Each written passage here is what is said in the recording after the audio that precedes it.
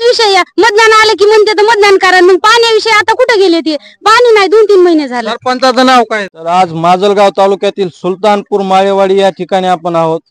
या गावामध्ये पाण्याचा प्रश्न आहे. तर या ठिकाणी आपण या गावातील ज्या स्त्रिया आहेत यांच्याकडून जाणून घेणार आहोत की त्यांची काय परिस्थिती आहे सध्या. तर आपल्या सोबत आहे. तर काय नाव आहे तुमचं? जयश्री लोखंडे. काय समस्या आहे तुमची सध्या? सर 2-3 महिने झालं पाणी नाही आम्हाला. 1-2 किलोमीटरहून पाणी आणावं लागत या. लेकरं बाळ उन्हामध्ये, असल्या उन्हामध्ये आम्ही पाण्यासाठी वन हिंडत होतं. रस्त्याच्या कडेला पाणी असते, आमची पूर्ण पाईपलाईनला पाणी नाही. सरपंच डायरेक्ट म्हणते तर जोपर्यंत नवीन टाकी आहे तोपर्यंत नवीन टाकीला पाणी सोडणार नाही, तोपर्यंत पाणी येणार नाही. ह्या बाबतीत मी सभापतीला फोन केला होता, जयदत्त अण्णा नरवडे यांना. ते डायरेक्ट म्हणले संजूभाऊची चर्चा करा. सरपंच संजूभाऊ नरवडे, तर त्यांना मी कॉल केला होता, माझ्या मोबाईल मध्ये रेकॉर्डिंग बी आहे. ते डायरेक्ट म्हणले तुम्ही सभापतीला बोला, ज्यांनी कोणी तुमची पाईपलाईन फोडली आहे त्यांना तुम्ही बोला आणि ते तुमच्या पाण्याची समस्या दूर करतील. पण ह्याच्यावर आम्ही बाबतीत बोललो तर काय आमचं ह्याच्यावर म्हणजे चर्चा झाली नाही त्यांची, काय नाही. या बाबतीत आज झालं 2-3 महिने आम्ही वन पाण्यासाठी हिंडायला लागलो होतो. आणि ग्रामपंचायतचे म्हणजे जे आहेत का आमचे पाणी सोडते तर राम नावडकर, त्यांना आम्ही सांगितलं ना पाणी कमून आमच्या गल्लीला आहे नाही. ते म्हणते तर व्होल्टेज कमी या. मग व्होल्टेज कमी तर रस्त्याच्या कडेला कमून पाणी हमेशा आमच्या गल्ली असं झालं 2-3 महिने झालं सुनसानच, पाणी नाही काही नाही. गावामध्ये पाणी, पुन्हा ते म्हणतात विहिरीला पाणी नाही. मग विहिरीला पाणी नाही तर मग फाट्यावर पाणी, गावात पाणी. मग आमच्या दलित वस्तीला पाणी कमून नाही. हा, दलित वस्तीत राहत होता. सगळे दलित बांधव? हो, सगळे दलित बांधव. हो हो. मग जाणून बुजून तुमच्या गल्लीत किंवा तुमच्या वस्तीत पाणी येत नाही का?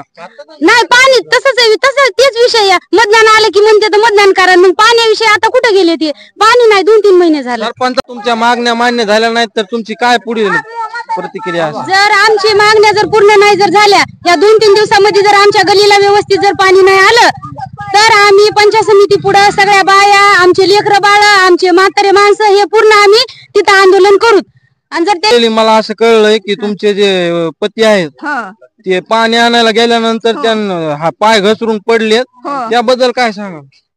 तिथंच हाई फुटलेला, तिथंच हाई चारीला पडलेली, पियाला पाणी आणत होते येता कुठून आणत होते पाणी? आमच्या वावरापासून येता येता. तर ते पाय घसरून चारीत पडलेली, तर पतर लागलंय, काना तुटलाय. बरोबर. तर तितक्या माझ्या नातानी पुतण्यानी यायनी सऱ्यानी नेलं, दवाखाने नव्हते उघडे. पण त्या माझ्या नातानी काय केलं काय नाही, त्या डॉक्टर आमच्या गल्लीला पाणी येत नाही. आम्ही हापशीचं पाणी नेत होतो, पण हापशी मोडली. आता हापशी चालू नसल्यामुळे आता तर जास्त समस्या वाढली. आता कुठून आणायचं काय कळत नाही. आणि उगा शेतकऱ्याच्या विहिरी पाण्याला हे गेलोत का आम्ही गेलोत की बंद करते. आणि 2-3 घागरी प्यापुरतं बळच कसं तरी भरावं लागतं. आणि उडवायच्या पाण्याचा लई ताप. नाव सांगा प्रथम. मी अशोक लोखंडे. आमच्या गल्लीला पाणी येत नाही. ज्या वेळेस का दलित वस्तीला? दलित वस्तीला. गल्ली म्हणजे दलित वस्तीच आहे सगळी आमची, मुस्लिम बांधव मुस्लिम बांधव दलित वस्ती. ज्या वेळेस ग्रामपंचायतचे कर्मचारी रामदास नावडकर यांच्याशी आम्ही संपर्क केला, त्यावेळेस त्याला आम्ही विचारलं पाणी आमच्या गल्लीला कधी येईल. त्याने आम्हाला अरेतुरीची भाषा वापरली. काय म्हणले? आमच्याची सोडणं होत नाही, तुम्हाला काय करायचं करून घ्या. आम्हाला सांगितलं सरपंचाचं नाव. तर सरपंच आम्हाला जर नाव सांगितलं, आम्ही सरपंचाला कॉल केला. सरपंच म्हणले तुम्ही काय करायचं करून घ्या, तुमच्या जे होते ते करून घ्या, पाणी सोडित नाही, जा काय करायचे तर कर. असं डायरेक्ट कोण म्हणले तुम्हाला? सरपंच संजूभाऊ नरवडे. संजूभाऊ नरवडे हे अशी भाषा वापरली त्यांनी. त्यावेळेस आम्ही त्याच्यात काय बोललोच नाही, कारण की किती गावचे सरपंच, आम्ही गावचे नागरिक आहेत. तर आमचं कर्तव्य त्याला विचारणं. आम्ही त्याला विचारलं, ते आरतुराची भाषा वापरली. त्याच्यानंतर आम्हाला काय परिषद दिला नाही त्यांनी. मग ह्याच्यावर काय समस्या काय आहे तुमच्या गावामध्ये? समस्या म्हणजे सगळ्यात मोठी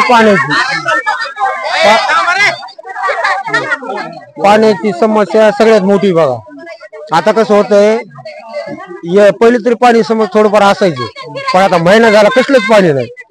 त्याच्यानंतर काय झालं, ते आता फुलं तोडायला आमच्यातल्या बाया जातात, बऱ्याच आता फुलाची बाग आहेत ना, कल्याणला फुलं जातात. तर आमची बहीण त्या दिवशी गडबडीने आली, 4-2 हांडे आणण्यासाठी लांबून आणलं तिने, अर्धा किलोमीटरवरून पाणी आणलं. तर तिच्या डोक्याची नस दबली, इथं नस फुगली तिची. तर रात्री 11 वाजता तिला संजीवनी मध्ये नेलं, दवाखाना ते केला, ऍडमिट केलं तिला. तर पाण्याची अशी समस्या व्हायली. 8-9 हांडे तिने डोक्यावर आणली. आता पण तिचं डॉक्टरचा रिपोर्ट वगैरे सगळं आहे. सगळ्यात मोठी पाण्याची समस्या आहे. म्हणजे बेजारच लोक, काय लोक बगर आंघोळीचे 8-8 दिवस झाले. धुणं तर लांबच राहिले. फक्त काय होतंय, तोंड धुवापुरतं पाणी भेटतंय. तर अशा पद्धतीने आपण त्यांच्याकडून प्रतिक्रिया घेतलेली आहे. तर या गावामध्ये पाण्याची समस्या खूपच गंभीर आहे आणि या नागरिकांना त्याचा किती त्रास होत आहे हे त्यांनी आता सांगितलेलं आहे आपल्याशी. एक आजोबा शेतात पाणी आणायला गेल्यानंतर पाय घसरून पडलेले आहेत. तर एका स्त्रीची डोक्याची नस दबलेली आहे. हे लहान लहान लेकरं 2-2 किलोमीटर साठी पाण्यावर भटकत आहेत. या गावामध्ये लाखो रुपये खर्च करून शासनाने या दलित वस्तीला लाखो रुपयाचा निधी दिलेला आहे. पण तो निधी कागदोपत्री दाखवून त्याचे बिल उचलले आहेत का? इथल्या ज्या बीडीओ मॅडम आहेत, शिओ आहेत, जिल्हाधिकारी साहेब आहेत, यांनी या सुलतानपूर गावावर विशेष लक्ष घातलं पाहिजे. मागच्या महिन्यामध्ये हे गाव दारूच्या मुद्द्यावरून चर्चेमध्ये होतं. येथील स्त्रिया दारूच्या मुद्द्यावरून SP ऑफिस, जिल्हाधिकारी ऑफिस, तहसील असेल या ठिकाणी मोर्चे आंदोलन केलेले आहेत. तरी पण त्यावर अजूनही प्रशासन कारवाई करत नाही. आणि या ठिकाणी आता हा पाण्याचा प्रश्न खूप गंभीर असताना या लोकांना येथील जे स्थानिक सरपंच आहेत ते अरेरावीची भाषा वापरतात आणि जे पाणी सोडणारा जो व्यक्ती आहे तो या लोकांना हीन भावनेतून बोलतो. दलित असल्यामुळे यांच्याशी हीन भावनेची वागणूक दिली जाते. या सगळ्या प्रकरणाची दखल जर प्रशासनानं नाही घेतली तर या सर्व स्त्रिया आणि येथील बांधवांच्या वतीनं माजलगाव पंचायत समिती व जिल्हा परिषद बीड, जिल्हाधिकार्यालय बीड यांच्या कार्यालयावर तीव्र स्वरूपाचे आंदोलन करण्यात येईल असा इशारा येथील नागरिकांनी दिलेला आहे. कॅमेरामॅन आकाश लोखंडेसह मी सुनील थोरात, महाराष्ट्र आरंभ न्यूज बीड.